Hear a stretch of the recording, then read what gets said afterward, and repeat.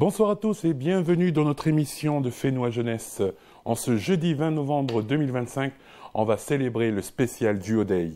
Et le spécial Duo Day, pour rappel, c'est une journée nationale qui, comme chaque année, vise à promouvoir l'inclusion et la diversité en mettant en avant les capacités et les talents des personnes en situation de handicap. C'est bien plus qu'un événement, c'est un mouvement pour l'inclusion et la diversité. Ce soir, nous allons justement célébrer l'inclusion et la diversité en mettant en avant les talents et les capacités des jeunes en situation de handicap. Et justement, quel talent, Pierre! Nous avons l'honneur d'accueillir ce soir Pierre Paulélé qui va partager avec nous son expérience et ses rêves. Alors, rejoignez-nous pour cette émission unique et inspirante. Bonsoir Pierre et Bonsoir, merci d'être avec nous ce soir dans Fénois. Au contraire, c'est un plaisir. Comment vas-tu? Je vais très bien. Comme annoncé justement au sommaire de notre rendez-vous, ce soir c'est spécial Duo Day, célébré ce jeudi 20 novembre 2025, une journée nationale qui vise à promouvoir l'inclusion et la diversité en mettant en avant les capacités et les talents des personnes en situation de handicap, comme tu l'avais annoncé tout à l'heure.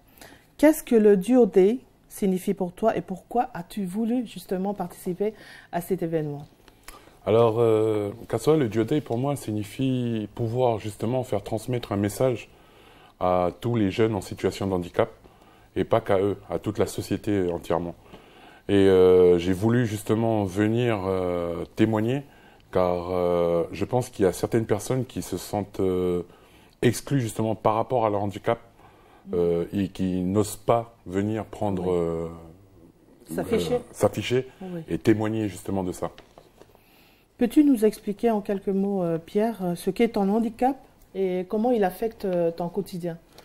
Alors, mon handicap, c'est juste que j'ai une paralysie au niveau de la partie droite de mon corps, surtout en bas du corps, du bas du dos jusqu'au bout des pieds, et plusieurs rétrécissements au niveau de la moelle épinière.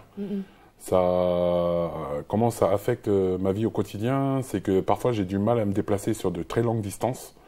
Et parfois, je n'arrive pas justement à me tenir debout droit correctement. Et comment gères-tu justement les défis liés à ta mobilité réduite?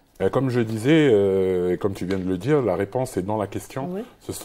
Pour moi, ce sont des défis qui, dans la vie, quand tu as un défi, ce n'est pas un mur à franchir, c'est juste une marche pour pouvoir t'élever encore plus haut. D'accord.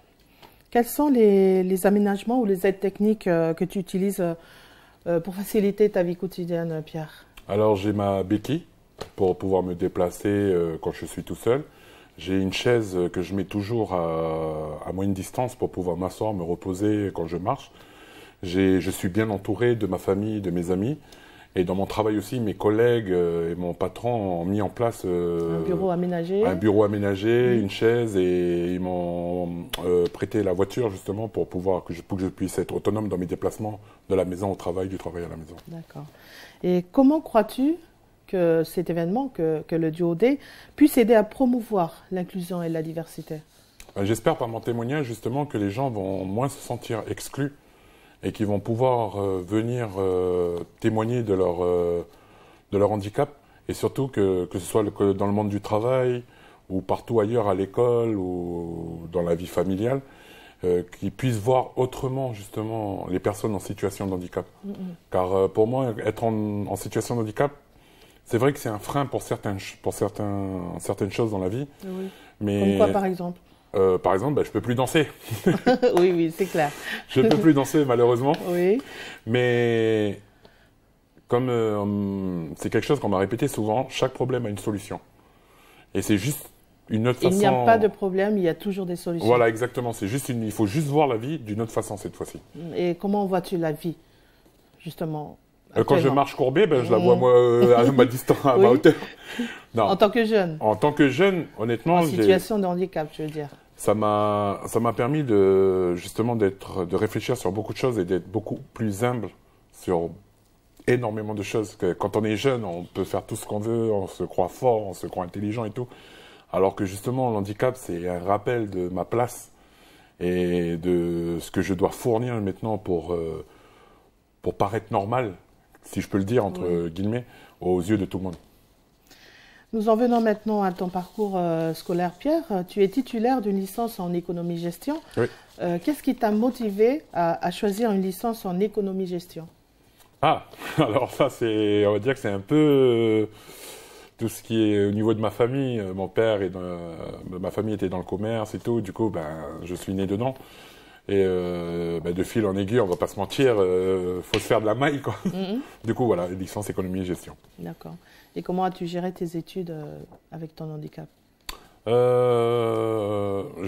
J'ai eu mon handicap justement après ma licence. Du coup, D'accord.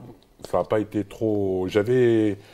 Comment je pourrais dire ça? J'avais des symptômes pendant mes études, mais que j'ai refusé de voir. Justement, j'étais jeune Oui. et inconscient. Mais voilà, le handicap, c'est vraiment déclaré après mes études, après la fin de mes études. Actuellement, en contrat temporaire à Vernier, Wallis et Futuna, qu'est-ce que tu fais dans cette société? Et comment adaptes-tu ton travail à tes besoins?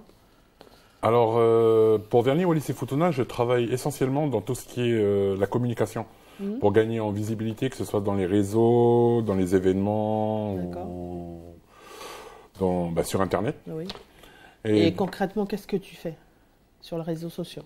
Alors, je m'occupe concrètement de tout ce qui est leur page des réseaux sociaux. D'ailleurs, n'hésitez pas à vous abonner sur nos pages Vernier, Wallis et Futuna sur Facebook. Je profite pour faire la pub. Du coup, voilà, je m'occupe des réseaux. S'il y a des événements, des présentations à préparer, je suis sur le coup. Si mes collègues ne peuvent pas le faire, c'est moi qui travaille dessus. Je travaille sur tout ce qui est visuel, sur le montage publicitaire, sur pour gagner surtout en visibilité, pour que les gens comprennent ce qu'on fait. Et tu es le seul à faire toutes ces tâches? Non, tu es aidé par quelqu'un? Je suis pas aidé par quelqu'un, mais je travaille en collaboration avec mes collègues qui sont à Nouméa, Tahiti et Fidji. Et comment ça se passe? Ça se passe super bien. En vrai, la communication, des gens travaillent dedans et elle passe super bien. Et comme dans Vernier, on est, surtout ici à Wallis et Futuna, on est une équipe de jeunes talents de Wallis et Futuna, le dialogue passe bien, il a une bonne énergie et tout. Du coup, voilà. Et quand tu parles de com, tu fais des affiches pour Vernier? Exactement, je travaille dessus, les affiches, leurs publications, bientôt des publicités qui vont sortir. D'accord. Que j'espère qu'ils vont plaire. Quels sont tes loisirs ou passions en dehors du travail, Pierre, en tant que jeune? Alors, en tant que jeune? Oui. Écoute, Kassoa, c'est comme tous les jeunes, hein. J'adore sortir. Ici, à Wallis, j'ai la chance d'avoir la mer, d'avoir des endroits où aller se balader, faire ce que je veux à peu près. J'adore la lecture. J'adore les films, j'adore le montage vidéo. Les films ou les filles? Les deux. Ah. J'adore les deux. Oui. Ah, pas les filles, les femmes. Je suis à l'âge où j'adore les femmes maintenant. Et du coup, montage vidéo, montage photo, la lecture, la musique, me balader. Et ici, comme je suis revenu à Wallis, surtout prendre le temps de vivre. D'accord. Quels sont tes projets professionnels à court et long terme? Et comment vois-tu ton avenir? À court terme? Oui. Alors qu'à court terme, déjà, avoir mon CDI. Oui. Ce serait pas mal. Et à long terme, par ce témoignage, justement, développer, j'espère que ça pourra être la première brique à porter sur l'île de Wallis et Futuna pour aider les personnes en situation de handicap dans le monde du travail, dans le monde social et tout. D'accord. Et comment vois-tu ton avenir? Mon avenir? En vrai, ici, depuis que je suis revenu, je le vois ici. Ici, tranquille, ici. Et... Fonder une petite famille, peut-être? On verra ça d'abord avant. Comme on dit, avant d'attirer les papillons, il faut construire un jardin. Comment crois-tu que ton expérience et tes compétences pourraient être utiles à d'autres personnes en situation de handicap? Là, je pense que c'est beaucoup sur je ne sais pas comment dire ça en français, sur le mindset, la façon de penser. D'accord. C'est beaucoup sur ça. C'est l'handicap avant de bloquer. C'est vrai que premièrement, ça bloque le corps, les capacités, mais c'est surtout au niveau mental et moral que le plus gros mur est là. Si je peux aider ces personnes à changer leur façon de penser par rapport à leur handicap, pour moi, ça sera déjà un grand pas. Et quel est ton constat actuellement quand tu vois des jeunes en situation de handicap, surtout à Wallis et Futuna? Justement, les jeunes, je pense que c'est même depuis que j'étais petit ici, les jeunes vivent se sentent exclus et s'exclusent eux-mêmes de la société. Ils restent chez eux et tout. Alors que non, il faut sortir, il faut profiter de la vie. Pour toi, c'est une question peut-être d'éducation, de culture, où il y a cette barrière dont tu parles? Alors, au niveau culture et éducation, je ne pourrais pas justement poser mon avis personnel parce que c'est vraiment quelque chose qui appartient à chacun dans la famille ou dans ce qu'ils vivent. Mais au niveau personnel, moi, j'ai toujours été bien entouré.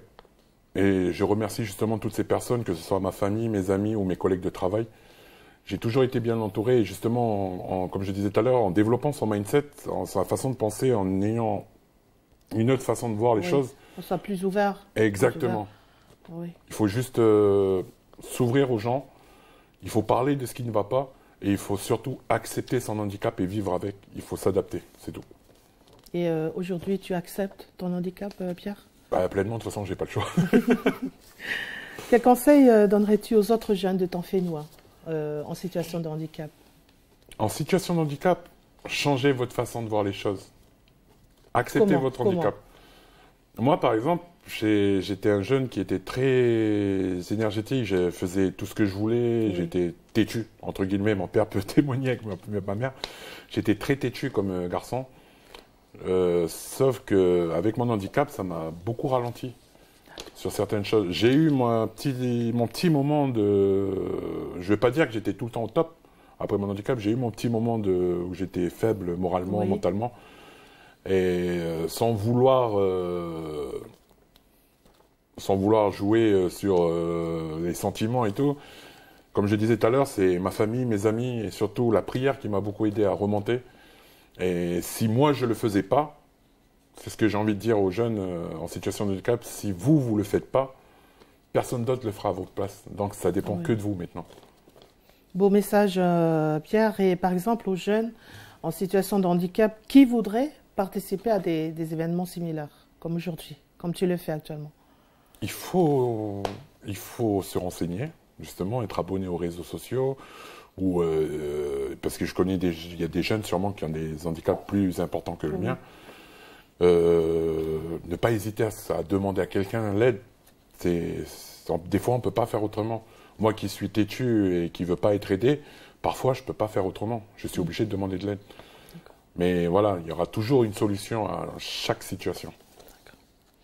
Est-ce que tu envisagerais de surmonter les défis liés à ton handicap pour devenir, par exemple, un animateur, présentateur télé? Ah oui, ça, justement, tu en parlais, c'est mon rêve. Oui. J'ai toujours rêvé de travailler dedans, que ce soit animateur, radio ou télé. Mais je préférais plus la radio, je suis plus doué dans ce domaine-là. Et pourquoi cette motivation? Pourquoi pour la radio, pour l'animation radio? Alors, parce qu'on sous-estime beaucoup les animateurs radio. T'as raison. On les sous-estime beaucoup. À la télé, tu as la caméra et tout, on peut voir ce que tu ressens, on peut voir ce que tu veux exprimer. Alors qu'à la radio, par la voix, par tes mots, tu peux changer beaucoup de choses. Oui, voilà. Et parfois, ici, surtout à Wallis, tout le monde n'a pas la télé. Alors qu'il y a nos vieux, nos grands-parents, nos tontons, nos tantines, nos papas, nos mamans, ils ont toujours leur petite radio. Ça, j'ai remarqué partout, ils ont toujours leur petite radio à la maison. Et parfois, donner du bonheur ou changer la vie de certaines choses, la vision de certaines choses. Accompagner l'auditeur tout au long de la journée, du matin jusqu'au soir. Voilà. Mon grand-père, c'est un très beau métier. Hein. Exactement. D'accord. Je vais te laisser maintenant présenter le plateau fin de notre émission, justement pour confirmer que le Duo Day, chers amis, c'est la preuve que les différences sont des forces et que l'inclusion est la clé du succès. Exactement. Donc, je vous remercie d'avoir regardé notre émission spéciale Duo Day. Nous sommes fiers de vous avoir présenté ce jeune talent qu'est moi-même et de partager mon histoire avec vous dans Fénois Jeunesse. Merci de votre soutien et à la prochaine, la bande. À la prochaine.